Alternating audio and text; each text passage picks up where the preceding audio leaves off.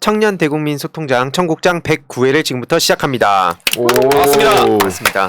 안녕하세요. 다들 별일 없으셨죠? 네, 아주 춥네요. 이젠 진짜로. 날씨가 너무 추워졌죠. 맞아요. 뭐 그럼 바로 댓글 읽고 본 주제로 한번 들어가 볼까요? 초스피드로 들어가네요. 저 먼저 하겠습니다. 네. 저는 그 한블리님이 달아주신 댓글인데요. 이재명 후보님의 소확행 공약 굿굿 모르시는 분 많으니까 글과 영상 보시면 공유해서 알립시다. 화이팅 뭐 이렇게 남겨두셨는데 이게 제가 요즘 느끼는 게 그래요. 지금 이재명 후보의 소확행 공약이 굉장히 디테일하고 또 많이 나왔기 때문에 제가 이렇게 찾으려고 해도 저는 맨날 보는데도 이제 뭐 외워지지도 않고 그리고 이게 워낙 이리저리 흩어져 있다 보니까 많은 분들이 좀 궁금해하시는 것 같더라고요. 그런 차원에서 이제 소확행 공약을 제가 저번 주에 말씀을 드렸는데 앞으로도 계속 이 소확행 공약이 되게 좋은 게 많으니까 여러분들께 알려드릴 수 있도록 준비하겠습니다. 네. 저도 느낀 게 하나 있는데 재훈님이 한블리님 댓글을 자주 언급하시는 것 같아요. 예. 유착이 있으신 건가요? 네. 요거 한번 의혹 아니 찾아봐야 되는 거 아닌가. 아닙니다. 근데 한블리님 댓글 제가 한 달에 그래도 한 번은 언급하는 것 같은데 그만큼 이제 청국장을 꾸준히 또 사랑해 주시는 분이시기 때문에 네. 네, 또- 매번 이거 송출될 때마다 시청해 주셔가지고 맞습니다. 그리고 댓글도 너무 감사합니다. 굉장히 좀 그러니까 핵심적으로 잘 달아주시는 것 같더라고요. 그래서 오늘 또 한번 언급 드려봤습니다. 예, 보고 계시죠? 예. 무서운데요? 보고 계시죠? 저는 이정민님께서 댓글 달아주셨어요. 황희두님 정혜인 닮았네요. 이거야말로 의혹입니다. 이거 파헤쳐봐야 돼. 이거 추적 혹시 가능한가요? 추적? 저는 이 댓글은 저도 평소에 그렇게 생각을 했었어요. 아니 근데 그게 아니라 지금 그분 나락가지 않았어요. 지금 드라마 설강아. 아, 요즘에? 예. 그런가요? 그리고 뭐 그거랑 별개로도 아무튼 저 그것 때문에 욕 엄청 먹어요. 안 먹어도 될 욕을 누가 자꾸 올려서 욕하더라고요. 이게. 정혜인 닮았다는 댓글이요? 그것 때문에 아, 멈춰주시길 바랍니다. 네. 저 좋습니다. 가만히 있다가 장난하냐고 욕을 엄청. 다음엔 이걸 주제로 한번 제가 가져와 볼게요. 진짜 장난 아닌가 근데 이거? 그래도 장난 아니야, 장난 정혜인이면은 맞는데요? 굉장히 긍정적인 거 아닌가요? 너무 긍정적이래 네. 욕을 먹는다는 얘기죠. 저 같은 경우는 저번에 얼핏 보니까 어떤 분이 뭐 진중권 닮았다고 하시는 분들 계시. 아니 왜냐면 이런 분 댓글을 좀 진중하게 달아주셨으면 좋겠습니다. 네, 뭐 유명한 분이긴 하지만 네, 어쨌든 예, 여러 그렇습니다. 생각이 들게 하네요. 예. 네, 저는 좀 진지한 댓글을 가져와 봤는데요. 민규님께서 본부장 가족이 꿈꾸는 세상을 우리가 방관하는 건 대한민국 국민으로서의 직무유기가 아닐까요? 라고 굉장히 고국적인 댓글을 달아주셔서 아하. 멋지다. 네, 생각했습니다. 좋습니다. 그러면 오늘도 빠르게 본격적인 주제로 한번 들어가 보도록 하겠습니다. 네. 이거 종도 원하셨는데 그쵸. 예, 오늘은 박수로 하겠습니다. 좋아요. 저 오늘 그 질문으로 한번 시작해 볼게요. 여러 가지 통계에서 요게 많이 늘었다고 나오는데 재훈님 개인적으로 네. 플라스틱 사용량이 좀 늘었다고 체감하세요? 저는 늘었다고 생각합니다. 재훈님 개인적으로. 예. 왜 좀 느는 것 같으세요? 사용량. 저는 실제로 제 생활을 대입을 해보면 사실 요즘 코로나 때문에 집에 있는 시간이 업무적인 거나 그런 것도 이제 많아지는데 아무래도 이제 뭐 음식 해 먹기 귀찮을 때 배달을 종종 시켜 먹거든요. 그러면은 용기가 다 플라스틱으로 오더라고요. 그러면 배달. 네, 이게 좀 배달 많다. 용기 그런 것들이 보면 저도 이제 분리수거를 제가 직접 하거든요. 근데 플라스틱이 굉장히 많더라고요. 그래서 그렇죠. 내가 언제 이렇게 많이 먹었지라는 생각이 문득문득 들기도 하는데 네, 그렇습니다. 그리고 뭐 택배 이런 것도 많으니까 택배 비닐 같은 것도 네, 많이 들어가고 맞아요. 그러면서 네. 전반적으로 플라스틱 사용량이 굉장히 많이 늘었을 것 같아요. 네. 그래서 이제 지금 연말이기도 하고 또 다음 달 요맘때쯤에 이제 슬슬 설이 다가오기도 해요. 그러면 선물 많이 주고받으니까 쓰레기 발생량, 플라스틱 사용량 자연히 늘어날 텐데 그럼 이제 그렇게 되면 우리가 죄책감이 들죠. 점점 나도 이 환경오염에 일조하는 거 아닌가? 좀 어떻게 줄이지? 싶을 텐데 그럴 때 요 죄책감을 좀 줄이는 요즘 마법의 마케팅 용어가 또 올라왔죠. 생분해 플라스틱.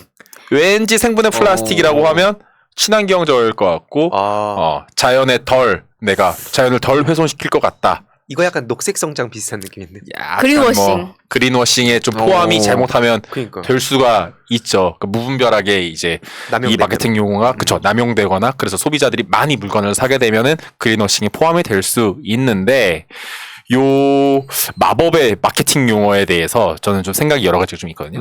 일단 달타령님 같은 경우는 그러면 생분해 플라스틱을 좀 찾아서 쓰시거나 아니면 같은 플라스틱이다 하면은 생분해라고 하면 조금 더 구매 욕구가 올라간다거나 한 좀 그런 편이세요? 제가 생분해 플라스틱이거나 제가 자발적으로 뭔가 플라스틱 자체를 구매할 일이 없어요, 저는. 어. 그러니까 왜냐면 예를 들어서 편의점에 가서 플라스틱 어떤 용기에 쌓여져 있거나 그쵸. 아니면 택배를 받거나 이렇게 하면 아니면은 뭐 어디 카페 들어가서 뭘 산다거나 할 때 제 선택 의지와는 상관이 없잖아요.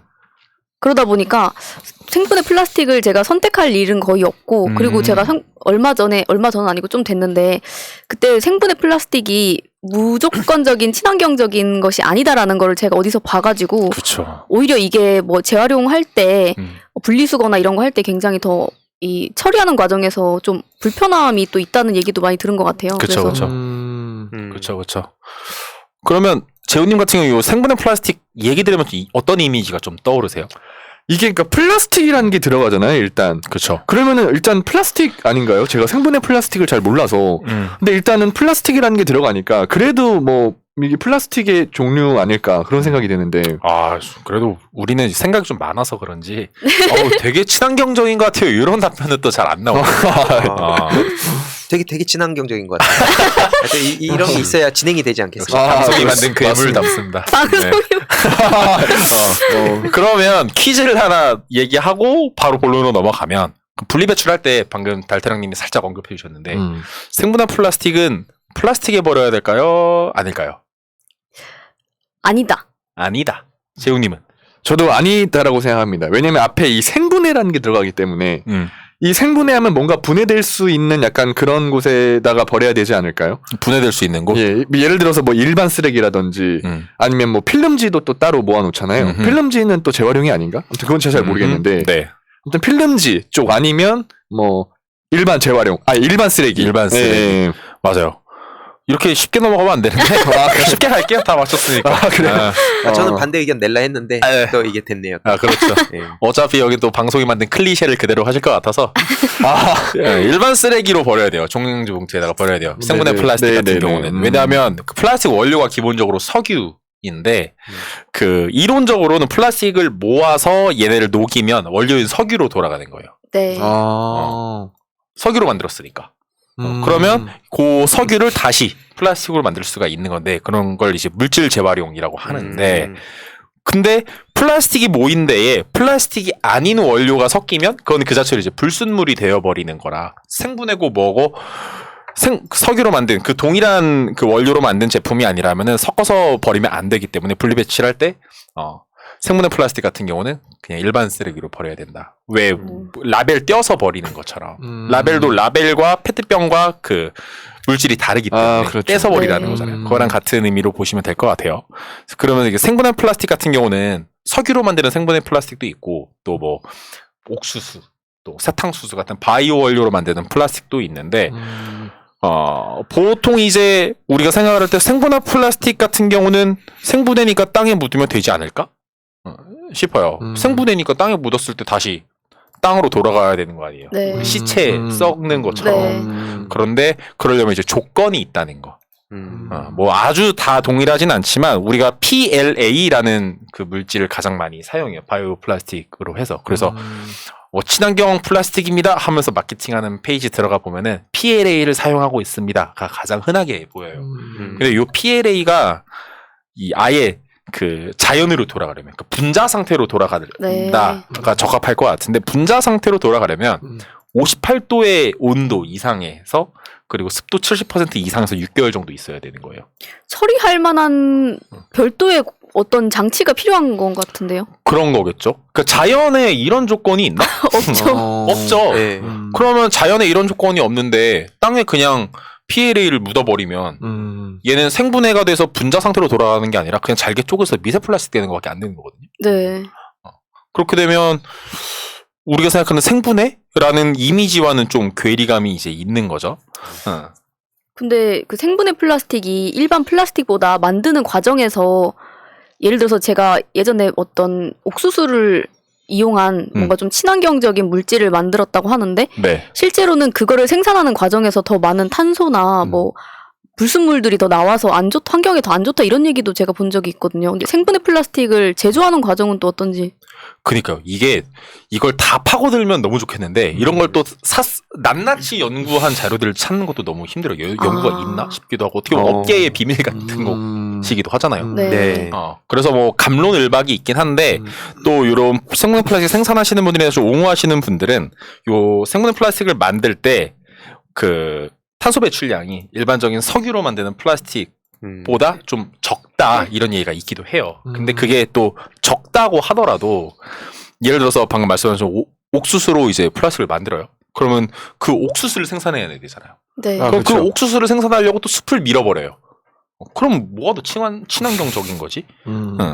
싶은 그런 그 네. 딜레마에 우리가 빠지게 되는 것이 있어서 어떻게 보면 그 어떤 기후위기 포함해서 이런 미세 플라스틱이라든지 이런 환경 문제를 좀 기술로 해결한다 하는 기술 만능주의가 되게 좀 위험한 생각일 수 있다. 그러니까 뭐 아무래도 앞으로도 점점 생분해 플라스틱이라든지 현재의 플라스틱을 대체할 수 있는 기술들은 계속 개발이 되겠죠. 근데 네. 기술 개발 속도보다 파괴의 속도가 훨씬 빠르다. 그러면 우리가 지금으로서는 플라스틱 얘기를 그럼 어떻게 할 건데 싶으면 생분해 플라스틱을 왕창 사는 것보다 그냥 일반적인 그 석유로 만든 플라스틱이라도 2개 살 거 하나 사고 분리배출해서 잘 버리는 게 지금으로서는 훨씬 나을 수 있다라고 저는 생각을 좀 하고 있어요. 그래서 혹시나 요 연말이고 해서 플라스틱 사용량 배출량이 이제 많은 시기에 죄책감이 드신다면 일단 덜 사시고 그리고 기왕 산 것도 잘 버리시는 것이 지금으로서는 가장 적절하다는 거. 애매하게 친환경이라는 이름 씌워서 만든 그 생분해 플라스틱 제품을 뭐 왕창 사시는 것보다 그냥 덜 사고 잘 배출하는 게 지금으로서는 훨씬 낫다라는 말씀을 오늘은 좀 드리고 싶네요. 네. 제가 어떤 책을 읽었는데 책에 작가가 본인의 얘기를 솔직하게 써놓은 거에 보니까 그런 얘기를 실제로 하더라고요. 내가 이 생분해 플라스틱이 어떤 게 더 친환경적인지 일단 나는 모르겠지만 나 마음 편하자고 난 일단 생분해 플라스틱으로 된 그 비닐봉지를 쓴다 이렇게 얘기를 하는데 네. 뭔가 좀 적절한 가이드라인이 제대로 된 게 나와서 차라리 이거를 쓰지 마라 써라 어떤 게 좀 더 추천이 되거나 이렇게 하면 더 좋을 것 같아요. 그렇죠. 아예 뭐 케냐 같은 나라는 그 비닐봉지 못 갖고 들어오게 하잖아요. 공항에서 잡아요. 네. 그래요? 그래서 비닐봉투 다 야 안 돼 버려 해가지고 반입을 못하게 하고 국내에서도 못 쓰게 하는 방식으로 급하게 넘어갔거든요. 개발도상국들도 그렇게 하고 있기 때문에 그러니까 지금으로서는 뭐는 된다 뭐는 안 된다 하면 소비자들이 너무 헷갈리고 혼란스러워요. 네. 그래서 급진적으로 막을 건 빠르게 좀 막고 그리고 좀 단순화시켜서 좀 소비자들이 인식을 할 때 헷갈리지 않고 깔끔하게 된다 안 된다를 좀 구별할 수 있게 시스템을 만들어가는 게 좀 중요한 시기인 것 같아요. 아니 그러면 뭐 말씀하실까요? 예. 이제 플라스틱 오늘 또 말씀하신 김에 궁금한 게 있어서 하나 좀 여쭤볼까 하는데 요즘 질문이 왜 이렇게 많아요? 왜냐면 말을 배우기 시작한 아이처럼. 질문하면 감사합니다. 혼내. 제가 왜 이렇게 많아요? 약간 많은 그 지식이 없다 보니까 제가 혹시 질문한 게 혹시 또 시청자분들이 궁금한 걸 수도 있겠다 중요하죠. 라는 생각이 들어서 일단 플라스틱 제로화 사회 혹시 가능한가요? 그러니까 왜냐면 이재명 후보님 그 소확행 공약 중에 29번 더 늦기 전에 플라스틱 제로 사회를 만들겠습니다라는 공약이 있습니다. 그거를 조금 이제 요약해서 말씀을 드리면 첫 번째는 일회용품 사용을 최대한 줄이고 다회용기 보급과 재활용이 쉬운 유리금속으로 전환하겠다. 그리고 현재 배출량 대비 절반도 안 되는 플라스틱 재활용률을 높이기 위해서 공공 선별장을 확충하고 이제 기존 시설을 뭐 현대화한다. 그리고 일회용품과 포장재의 재질을 단일화해서 분리수거와 재활용이 쉽게 하고 무라벨 제품 생산에 대한 지원도 대폭 늘린다. 그리고 마지막으로 착한 자판기 보급을 늘려서 재활용 수거율을 높이고 뭐 포인트나 재구매, 할인 혜택 등을 제공해서 이제 시민들의 동참을 유도하겠다. 뭐 이런 내용들이 있더라고요. 근데 저는 잘 모르겠어가지고 혹시 이런 게 현실적으로 뭐 가능한지 실현 가능성 뭐 이런 것들 한번 좀 의견이 어떠신지. 일단 1번 같은 경우는 최대한 일회용품 사용을 줄이고 다용기를 이제 보급해야 된다라는 질문 같은 경우는 동의하죠. 동의하고 핵심은 그거죠. 버리는 것. 쓰레기통으로 들어가는 것을 줄여야 한다는 것이 가장 중요하죠. 우리 집 쓰레기통이든 우리 동네 쓰레기통이든 회사 쓰레기통이든 쓰레기통에 들어가는 것을 최대한 줄이고 한번 생산된 물건이 있으면 최대한 진짜 마르고 닳도록 사용하고 하는 것이 좀 핵심이 될 수 있겠죠. 그리고 두 번째 같은 경우는 그 공공선별장을 이제 확충해야 된다. 저도 굉장히 동의하는 부분이에요. 그런데 이걸 실행으로 옮길 때는 지역에서 거부하는 경우가 왕왕 있어요. 그리고 이런 행정을 이제 보통은 지자체의 시장들이 결국은 결제를 해야 되는데 이 동네에서 그 지역에서 우리 동네의 공공 선별장 뭐 재활용센터 이런 게 들어오는 거를 반기는 지역이 그렇게 많지가 않아요. 그러면 시장들은 그 지역 주민들의 투표를 받아야 되기 때문에 날려버리는 경우가 많아요. 이런 움직임을. 그러므로 이 아이디어는 굉장히 필요하고 중요하다고 보는데 지역에서의 설득의 과정, 거버넌스가 어떻게 영향을 미치는가를 더 많이 고민을 할 필요가 있을 것 같아요. 그러니까 실행으로 잘 옮겨야 된다는 얘기를 하고 싶은 거고. 그리고 세 번째 그 일회용품과 포장재 재질을 단일화해야 된다. 그리고 무라벨 제품 생산에 지원이 필요하다라는 게 있는데 두 가지가 들어간 것 같은데 일단 포장재 재질이나 이런 뭐 물병 같은 것들이라든지 재질을 다 단일화할 필요는 굉장히 있다라고 봐요. 지금으로서는 굉장히 다양하기 때문인데 이런 문제들이 이제 내년부터는 좀 많이 바뀌는 걸로 알고 있어요. 그러니까 예를 들어서 그 라벨 같은 경우도 조금 더 이제 크게 그리고 시민들이 보고 이거는 깨끗하게 씻어서 버리면 되는구나 하는 걸 안내를 크게 좀 한다고 해요. 하는 방식으로 조금씩 나아질 것 같아요. 그런데 무라벨 제품 생산에 대한 지원을 늘린다? 그건 잘 모르겠어요. 일단 라벨이 붙은 제품들 같은 경우는 좀 대기업들이라면은 특별히 지원해주지 않아도 알아서 잘하기 때문에 뭐 알아서 할 수 있는 능력이 있기 때문에 괜찮을 것 같은데 일반 그 스타트업이라든지 소상공인이라든지 그런 분들 같은 경우는 지원을 좀 많이 늘려야 되지 않을까? 그러니까 인프라를 좀 많이 확충을 시켜야 될 것 같고요. 그리고 마지막으로 착한 자판기 보급을 늘려서 재활용품 수거를 높이고 포인트 같은 것도 늘려야 한다라는 것도 동감합니다. 동감했기 때문에 그 지역별로 그 수거할 수 있는 그런 수거함 같은 경우를 많이 늘리면 좋겠고 왜 예를 들어서 요즘에 그 저거 뭐죠? 우리 택배 차가운 걸 시키면은 그 아이스팩. 아이스팩 수거함 같은 것들 그 주민센터에 많이 놓고 하잖아요, 요즘에. 네.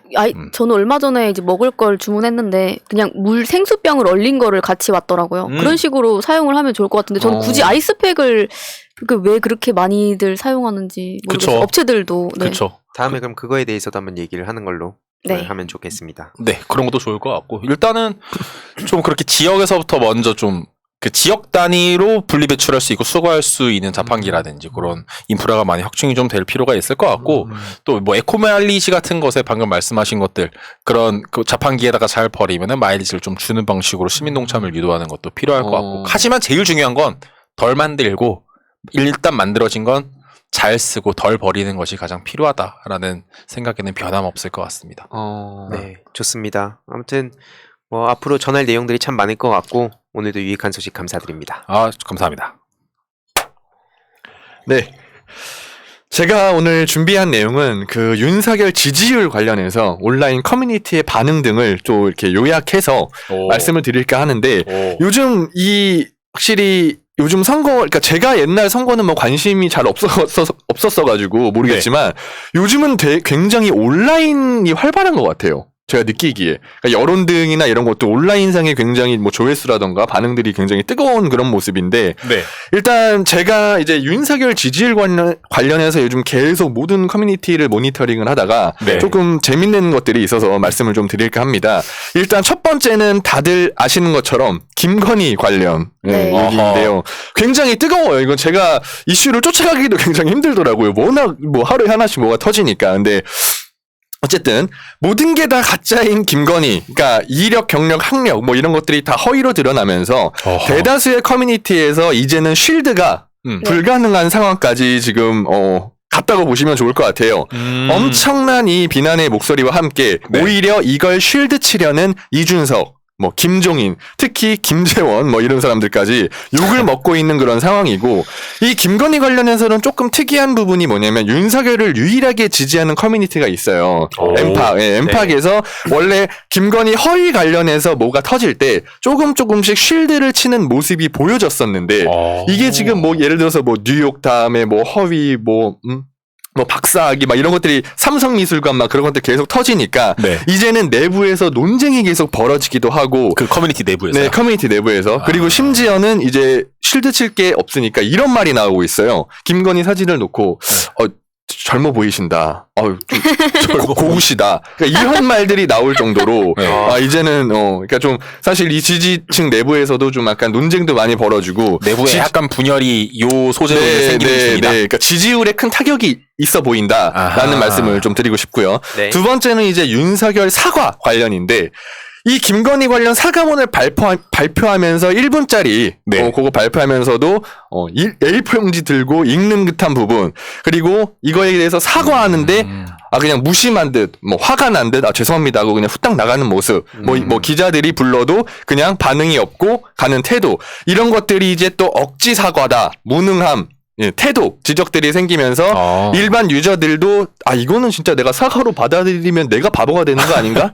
나는 그런 느낌으로 윤석열을 진짜 안 찍겠다라는 네. 그런 반응들이 이어졌었고 세 번째는 다 아시는 영입인사 관련 이것도 영입인사. 얘기가 굉장히 뜨거운데 네. 최근에 신지혜를 영입하면서 팸이 싫다고 이준석과 국힘을 지지하던 2030 남성들의 분노가 진짜 극으로 치달았다고 생각하시면 좋을 것 같아요. 커뮤니티상에선 이대남들이 정치적 설거지까지 당했다는 그런 반응도 있었고 이준석의 패싱 논란이 또 여기에 추가가 되고 하태경까지 신지혜 영입을 이제 반발하면서 내부 분열 그리고 신지혜는 윤석열한테 합류하기 불과 일주일 전에 노재승 비난하면서 국힘을 깠는데 네. 이거를 갑자기 또 일주일 있다가 윤석열이 이 목도리를 소위 말해 매주고 있으니까 이게 사실 권력욕 아니냐 그런 말을 들을 수밖에 없다라고 보거든요. 그래서 이거 마찬가지로 윤석열을 지지하는 그 커뮤니티에서조차 윤석열 지지 철회하겠다. 라는 말이 나오고 있는 그런 상황입니다. 그래서 요 세 가지 중에 혹시 개인적으로 생각하시기에 이거는 내가 봐도 윤석열 지지율에 진짜 타격이 있을 것 같다라는 뭐 이런 의견들이 있으신지 좀 궁금합니다. 거기 나오는 모든 것들이 사실 모든 것들이 지지율에 타격이 있을 것이다. 근데 그 엠팍에서도 지금 신지혜 영입 관련해서도 그렇지만 얼마 전엔 또 이수정을 영입을 했잖아요. 사실 맞죠. 그때부터도 뭔가 균열이 약간씩 갔던 걸 또 저도 봤거든요. 근데 이번에 신지혜 거는 사실은 저는 뭐 민주당 입장에서나 아니면은 정치적인 관점에서만 보자 유불리를 따지자고 한다면 그냥 사실은 민주당의 호재인 거죠. 왜냐면 신지혜가 그렇게 많은 여성들을 대변해주고 그들을 끌어올 수 있을 만한 사람이 아닌데 신지혜를 영입한다고 해서 오히려 남자들만 떨어져 나가지 여성들을 끌어올 수 있는 표가 없을 텐데 저런 결정을 한 거에 대해서는 근데 저는 나중에 이 얘기도 또 따로 한번 해봐야 될 것 같다는 생각이 많이 드는 게 신지혜 얘기요? 네, 신지혜를 비롯한 뭐 진보에 있는 다른 여러 당이나 뭐 네. 인사들이 뭐 예를 들면 진중권하고 굉장히 비슷한 그런 흐름대로 가고 있잖아요. 뭐 자기는 진보 입장이고 아니면 뭐 모두 까기를 시전을 하다가 결국에는 민주당이 아니라 국힘당으로 저렇게 가게 되는 이런 것들을 보게 되면 이게 이 사람들이 본인 입으로는 자기들이 항상 진보라고 해요. 예를 들어서 진중권 같은 경우에도 친윤 인사라고 하면 엄청 싫어하잖아요. 자기 보수 인사라고 하면 엄청 싫어하고 자기는 진보라고 스스로는 자칭 얘기를 하지만 이 사람들의 행태가 진짜 진보 보수 이런 걸 나누는 건지 그냥 본인의 아까 말씀해 주신 것처럼 권력욕과 기득권으로 영입되고 싶은 그런 마인드나 그런 걸로밖에는 생각이 되지 않는다. 네.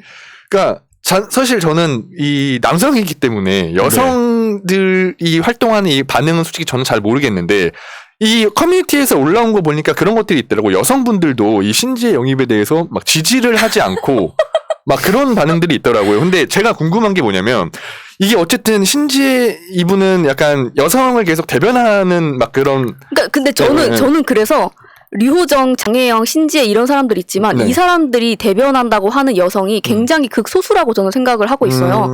그리고 본인들이 대변을 한다고 했으면 제대로 된 대변을 해야 되는데 그걸 못하니까 저처럼 거기에 동의하지 못하는 여성들이 많이 있긴 있거든요. 그래서 나중엔 그 얘기를 또 따로 한번 하면 좋을 것 같고 저도 그 신지혜가 이번에 영입되기 전부터 근데 뭐 예를 페미니즘에 대한 이슈로 이준석과 토론하고 이런 여러 가지 장면들이 있었잖아요. 근데 이게 예전에는 뭐 되게 우스갯소리로 밈처럼 나오는 게 신지혜가 내조의 여왕이라고 그런 게 내조의 여왕? 왜냐면 이준석을 띄워주기 때문에 오히려 겉으로 봤을 때는 뭐 토론도 하고 서로를 공격하는 것 같이 보이지만 결과적으로 둘 다 윈윈이었거든요. 어떻게 보면 앞에 나와서 격렬하게 싸우는 것 같이 보이지만 결국에 이준석 몸값 띄워주고 2030 남자들이 전부 다 이준석을 지지하게 만들고 그런 효과들이 있어서 내조의 여왕 아니냐 이런 농담들이 커뮤니티에서 있어 왔어요. 그래서 되게 이번에 제대로 된 내조 하러 들어갔구나 약간 이런 뭔가 그런 것 같지 않나.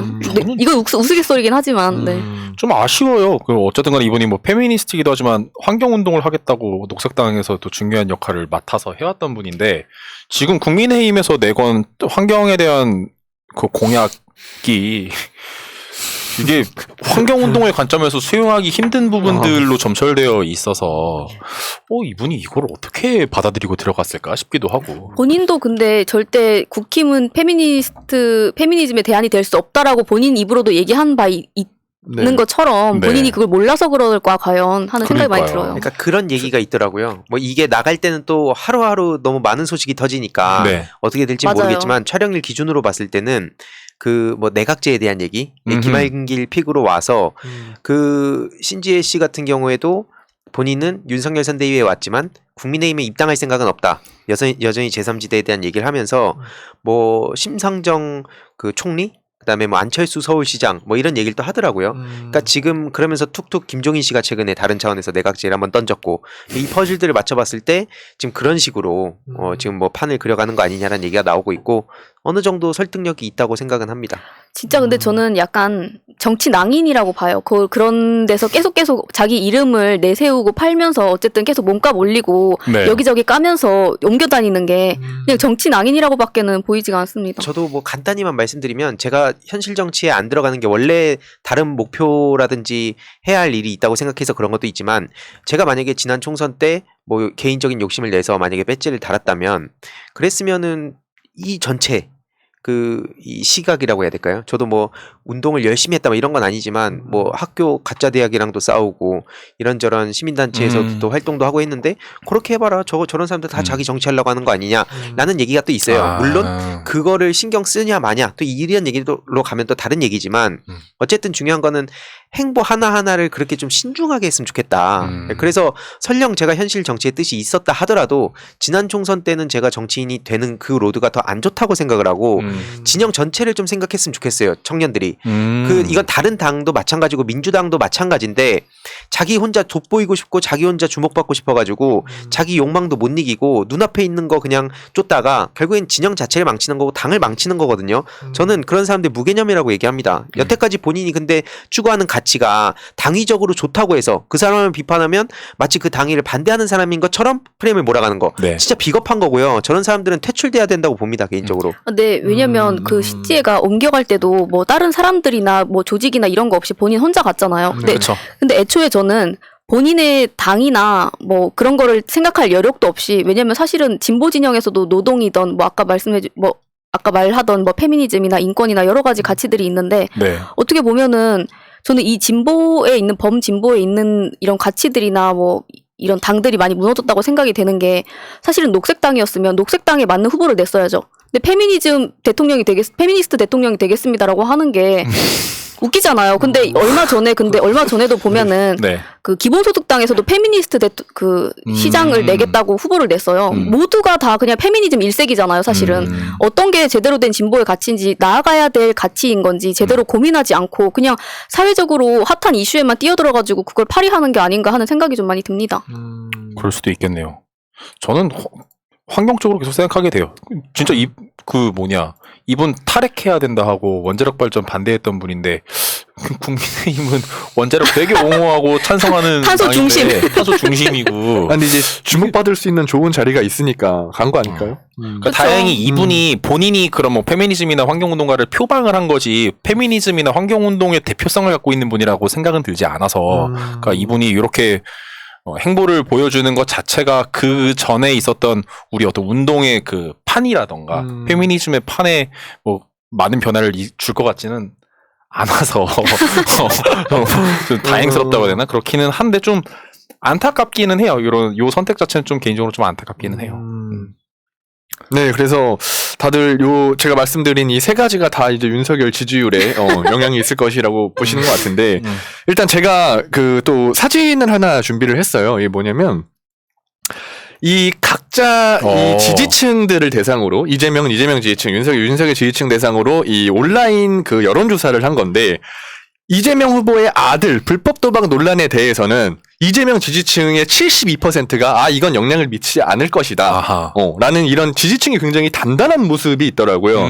그 반면 이제 윤석열의 허위 경력 논란, 부인의 허위 경력 논란. 네. 여기에는 지지자들의 무려 49%가 영향을 미친다라는 이런 재밌는 결과가 있더라고요. 그래서 이런 반응들이 계속 지금 이 온라인 여론상에 반영이 되고 있다. 일반 시민도 아니고 지지층 대상으로 한 여론조사라고 봤습니다. 예. 그러니까 이제 제가 말씀드린 그 윤석열을 옹호하던 곳조차도 네. 지금 거기서 이제 분열이 일어나고 그리고 실제로 윤석열 지지 철회하겠다라고 얘기까지 나오고 있는 상황. 그러니까 그 외에도 이제 조금 이 정리하는 차원에서 좀 말씀을 드리면 뭐 윤봉길 의사 추모식에서 이재명 후보 바로 옆자리에 앉았는데 꾸벅꾸벅 조는 모습 이런 것들. 그리고 이재명 후보랑 같이 참여하기로 했었던 이제 녹화 날짜 기준으로 어제의 일인데요. 네. 소상공인 자영업자 대선 후보 간담회에서 또 빤스런을 했다. 그러면서 오늘 맨날 그렇게 가는 거야? 그러니까 나타나질 않은 거죠. 나타나질 않은 거예요. 그러니까 이게 심지어 윤석열이 원래 그 전주까지만 해도 이 소상공인의 그 이제 표가 될 것 같으니까 네. 뭐 참여한다 했겠죠. 근데 여기서 참여한다고 했다가 당일날 이제 세팅을 다 해놓은 거예요. 이재명 후보 옆자리에 그 이제 윤석열 뭐 명패 이렇게 세워놓고. 근데 이제 안 온 거죠. 그 주최 측에서 그 윤석열 측에다가 못 온다고 통보를 받은 것도 아니고 언론을 통해서 윤석열 스케줄을 보고 못 오는구나 하고 이제 명패를 치우고 다른 사람이 앉았다고 해요. 노쇼네요. 그렇죠. 노쇼죠. 그래놓고 가가지고 거기서 군부대 가가지고 쩍보라고. 꼰대짓 했잖아요. 심지어 주말에 비 와가지고 눈 와가지고 맞아요. 눈치 와야 되는데. 군필자로 한마디 해주시죠. 얼마나 그때가 끔찍한지. 제가 군인이었으면 안 찍습니다. 딱 잘라 얘기해서. 군인 아니었으면 찍는 거예요, 그러면? 그런 건 아닌데, 솔직히, 그러니까 잘 모르는 거죠, 그 판을. 정치판을 모르시는 것 같은데. 따옴표가. 그렇죠. 또 그럴 수 있죠. 군인 아니었으면 찍어, 이런 거. 그런 건 아닌데, 아무튼. 군인 입장에 솔직히 민폐죠. 왜냐면, 심각하죠. 막 높은 사람 온다고 하면 윤석열은 다 치워 막 이렇게 할 거거든요, 분명히. 얼마나 화가 나겠어요. 하필이면 눈 오는 날 비 얼마나 바빠요. 그러니까요. 제 말이. 딴 걸 떠나서 저는 액션 하는 데만 무지하게 가네요. 자기 생각을 밝히는 자리는 계속 피하고. 그렇죠, 맞아요. 그러니까 그런 부분이 자꾸 딸려와요. 토론 지금 벌써 5번째 회피를 하는 건데 이재명 후보랑 같이 온다고 하니까 또 무서워서 도망갔다. 도대체 언제 토론할 거냐? 또 이것도 관심사더라고요. 그러니까 50조, 100조 타령하면서 그 윤석열, 김종인 씨가 이재명 후보의 반응을 예상을 못했을 거라고 봐요. 근데 이재명 후보가 본인들 공으로 해줄 테니까 제발 소상공인들 이 절박한 목소리 좀 듣고 빨리 지원을 하자라고 얘기했는데 저렇게 도망치고 있고 그리고 실제로 그 지식백과 영상 지금 유튜브가 나가서 네. 윤석열 씨는 결국에 도망갔어요. 근데 그것도 먼저 본인이 그쪽 그렇죠. 캠프에서 제안을 했는데 갑자기 그 신의진 손인춘 때문에 뭐 역풍이 우려가 됐는지 도망을 쳤거든요. 그러니까 이걸 보면서 저런 사람이 진짜 만약에 대통령이 된다면 그렇죠. 진짜 저게 불통이다. 그러니까 지금 뭐 그래놓고 정작 쟤네들은 맨날 뭐 민주당이나 문재인 정부의 불통이다 뭐다 그냥 자기네들 말 안 들어주면 그냥 다 불통 프레임 씌우는데 저게 전형적인 불통이고 저 이게 진짜 박근혜보다 더 끔찍한 시대가 올 거라 생각합니다. 끔찍하다. 정말 끔찍해요 이거. 당장 그 오세훈 시장이 서울시 와가지고 그 짧은 기간 동안에 시민단체 이런 거 다 그 프레임 만들어가지고 뭐 혈세 낭비 이렇게 프레임 씌웠잖아요. 너무 끔찍해요. 그래서 뭐 효율적 운영 말은 그럴듯하게 하지만 그거 예산 딱 끊어버리면 아무리 그 자리를 잡았던 그런 시민단체라든지 이런 게 있다 해도 하루아침에 사라지잖아요. 그럼요. 그런 끔찍한 시대는 우리가 이제는 막아야 되지 않나. 그래서 그 절박한 심정으로 각자의 위치에서 또 열심히 노력하는 게 아닌가 싶습니다. 네. 야, 나중에 유엔 총회 같은 데도 빤스러 나갔어 이러다. 그렇죠. 문재인 아니, 초대를 나갔잖아요. 초대를 받지 못할 거예요 아마. 윤석열이 초대 자체가 힘들 것이다. 초대도 노쇼. 힘드네요. 네, 아무튼 그래서 좀 이제 마무리를 하는 측면에서 다시 말씀을 드리면, 그러니까 불과 일주일 사이에 지금 여러분들께서 언급하신 게 일주일 사이에 있었던 논란이에요, 불과.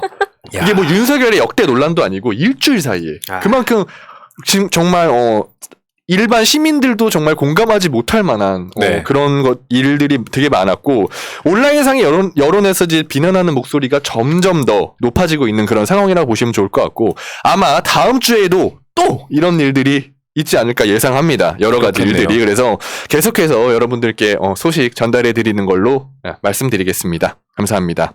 네, 고맙습니다. 성장 속도가 되게 빨라요. 방송이. 기승전결이 점점 네, 있네요. 점점 논리적이고. 주제도 좋아요. 저 진짜 놀리는 거거든요. 다들 네, 보시는 역시 분들 채팅 남겨주세요. 그릇이 커요, 네. 재현님. 아무튼 최대한 그러니까 제가 뭐 힘이 굉장히 미약하지만 아무튼 다방면에서 또 여러분들께 도움이 되고자 목소리를 열심히 준비해서 내도록 하겠습니다. 감사합니다. 네, 고맙습니다. 네. 제가 지난주에 말씀드리던 게, 에두아르 마네가, 예, 기가 막혔죠. 만회로 네. 시작해서 여성의 나체 그림을 그때, 권성동으로. 네, 현실을 담은 그림을, 그대로 그렸다가, 네. 이제 그런 작품을 예를 들어서 뭐 되게 고고한 척 하면서 본인의 욕망을 대신 채우려고 하던 이런 분들의 그런 기득권들이 이제 내부적으로 뭔가 찔리는 게 있어서 그러다 보니까 이제 그림으로 화살을 돌려서 굉장히 그림과 작가를 비난하고 뭐 그런 사회에 대해서 얘기를 하면서 사실은 이 현상이 어떻게 보면은 굉장히 여러 주제로 또 얘기가 번져 나가게 할 수 있는 그런 거라고 저는 생각이 되는데 네. 어쨌든 지난주에는 기득권하고 연결을 시켜서 얘기를 해봤는데 그쵸. 그 시간이 너무 모자랐던 것 같아요. 그래서 오늘 또 연결을 시켜가지고 어디로 연결될지 이제 기대가 됩니다. 아니 오늘은 그대로 쭉 이제 연속을 좀 한번 시켜보겠습니다. 기득권 연속으로 가나요? 네, 기득권. 왜냐면 그때 당시에도 보면은 뭐 많은 분들도 아시겠지만 옛날에는 그림이나 이게 지금이야 누구나 예술할 수 있다 이렇게 하지만 옛날에는 처음에는 신 중심이었고 나중에는 왕, 귀족, 뭐 부르주아 이런 계층들로 점점 내려오면서 이제 뭐 밑에 있던 그런 층까지 사람들이 이걸 그림이나 이런 걸 향유하게 될 수 있었잖아요. 근데 네.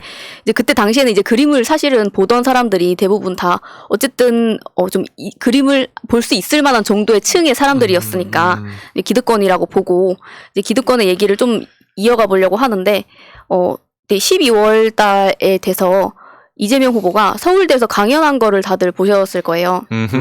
많이들 보셨죠? 근데 네. 네. 저는 너무 뭐 오늘자로는 마이클 샌델하고 같이 뭐 대담도 하고 오. 근데 이거 여기까지만 들어도 누구와는 되게 너무 수준이 다르지 않나요? 그렇죠. 네네. 누구? 저는 그 서울대 강연이 굉장히 감동적이었던 게 그 공정과 정의 이 단어가 마치 세트처럼 항상 붙어서 가면서 지금까지 문정부 들어서 공정 이슈가 계속 논란이 됐었는데 네. 뭐 건강보험료 이런 얘기를 하시면서 무조건 공정해야 되는가? 어떤 것이 정의로운가? 공정하지 않지만 정의로울 수 있다. 또 그 반대일 수도 있고 국가가 해야 할 역할이 어떤 것인가? 이런 얘기를 쭉 하는데 굉장히 깊이가 있고 의미도 있고 너무 내용도 좋고 굉장히 인상 깊었는데 근데 또 한편으로는 약간 그런 생각이 드는 거예요.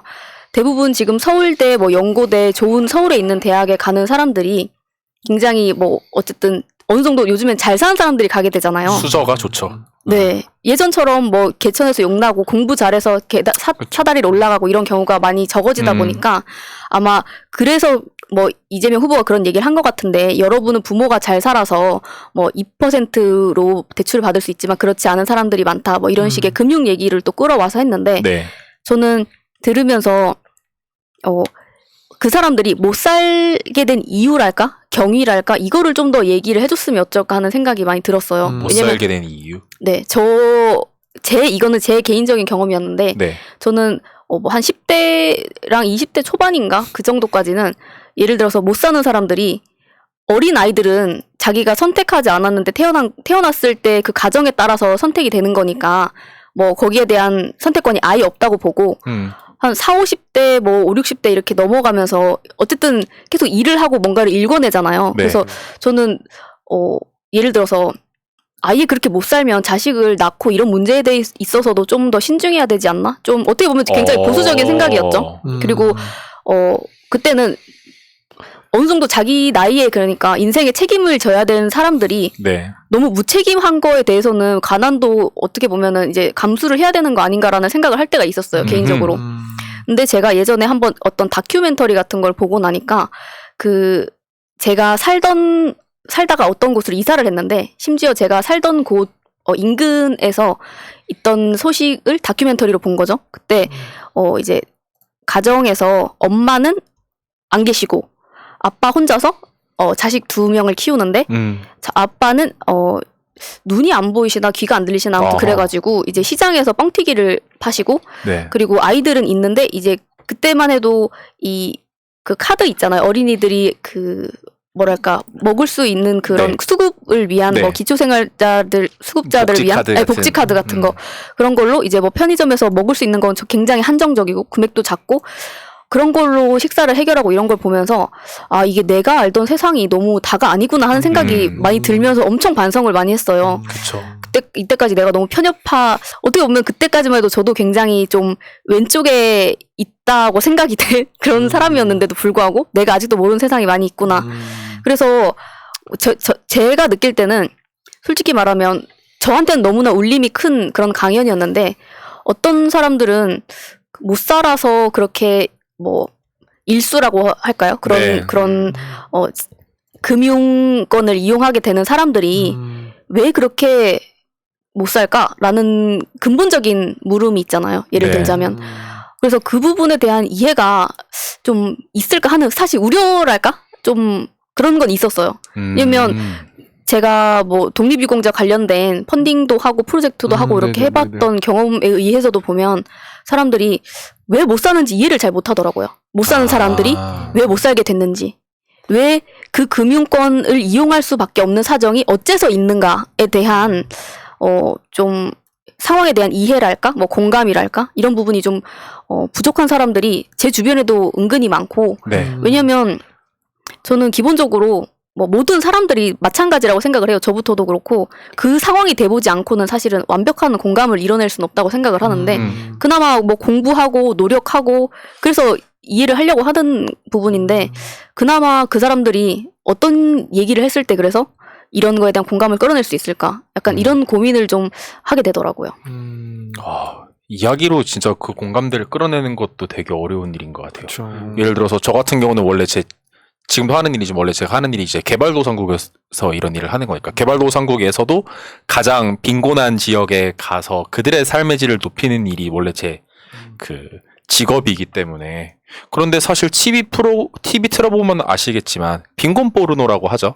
네. 지금도 아이들 죽어가는 것 정도로만 이제 후원금 받는 경우가 많고 특히 뭐 유니세프 같은 것들도 마찬가지고 크면 네. 클수록 더한 것 같아요. 그런 것이. 그러니까 어떻게 이 가난을 보이지 않는 그 가난의 현실, 낮은 그 삶의 질과 정말 쪼그라드는 자존감을 어떻게 이걸 모르는 사람들에게 전달할지에 대해서는 아직도 우리 분야, 제가 일하는 분야에서도 다 그 개발되지 못한, 연구되지 못한 것 같아요. 기술이죠, 정말 이것도.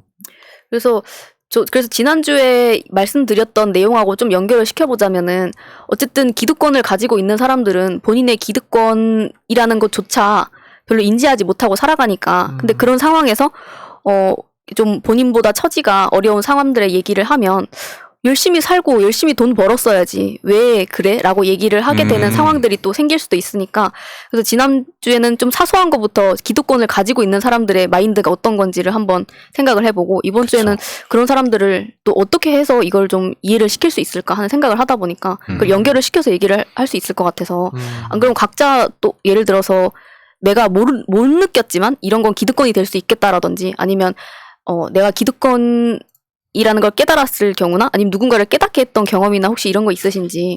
저는 뭐 저번 주에 바로 깨달았습니다. 저 원래 저번 주 방송에서 그러더라고요. 깨달음까지 이제. 제가 득도를 이거 본격 정재우 레벨업 방송이네요, 이거. 레벨업. 아니, 그러니까 저번에 저한테 툭 질문을 던지셨었어요. 재우님은 기득권이신 것 같냐? 근데 저는 제 스스로 그냥 단편적으로 생각하기에 내가 삶이 풍족하지 않고 내가 뭐 없는 나는 기득권이 아니지 않나라고 생각을 했는데 지금 이 새날 청국장에서 방송하는 것 자체가 왜냐면은 이렇게 일반인이 나와서 이렇게 방송을 할 수 있는 기회는 사실 굉장히 좀 소중한 거잖아요. 그쵸. 그런 측면에서 생각해 봤을 때 누군가한테는 진짜 나도 이거 기득권이 아닌가라면서 약간 반성을 할 수 있는 그런 시간이었던 것 같아요. 저는. 네. 그렇죠. 저는 되게 자주 느꼈던 게 제가 원래 하는 이 직업은 한국에선 기득권은 아닌 것 같아요. 왜냐하면 듀오에 못 들어가기 때문에 듀오에 등급이 아. 나오지 않는다. 라는 거죠. 제가 하는 일은 결혼 정보회사. 그렇죠. 결혼정보회사에서 등급을 줄 만한 일이 아니에요. 소득이 높은 것도 아니고 그렇기 때문인데 제가 개발도상국에 가면 저는 바로 기득권이에요. 네. 그들의 입장에서는 돈을 갖고 있는 사람이고 그것도 심지어 한국에서 온 사람이고 거기다 남자예요. 키도 커. 뭐 다 가졌네. 다 가진 거죠. 대학원도 나왔어. 뭐 완전 다 가진 사람인 거거든요. 그거 되게 상대적인 것이라는 생각이 들죠. 그렇기 때문에 저희 분야에서는 개도국 갈 때마다 관료성을 버려라. 기득권임을 인정하고 버려라. 이런 교육부터 시작하기도 해요. 그것도 지구시민 교육의 출발점이기도 한데 어쨌든 굉장히 상대적인 것이다. 라고 좀 왕왕 느끼죠. 네.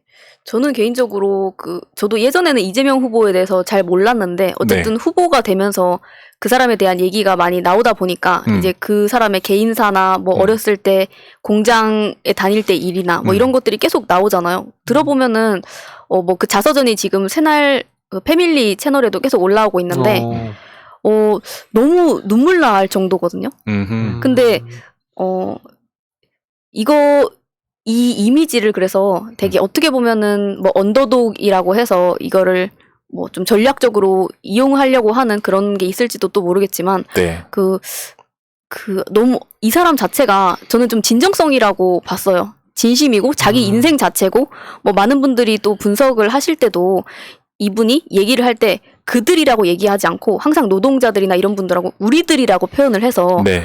스스로 자체라고 여기고 있고 동일시한다라는 얘기가 있잖아요. 그래서 저는 정말 아까 앞에서 얘기했던 그 누구랑은 다르게 너무나 공감력이 있으시고 왜냐면은 아까 제가 말씀을 드린 게 예를 들어서 저는 여자지만 임신하신 분들의 입장을 100% 이해할 수 없어요. 왜냐면 제가 해보지 않았기 때문에. 그쵸. 근데 그분은 본인이 그런 어려움을 겪어왔고 아직까지도 근데 거기에 대해서 계속 그 공감대를 계속 가지고 있는 것 같다는 느낌을 많이 받거든요. 그래서 근데 저는 또 대단했던 거는 예를 들어서 서울대에 갔거나 아니면 뭐 어떤 데에 가서든 자기를 지지해줄 만한 얘기를 하기는 쉬워요.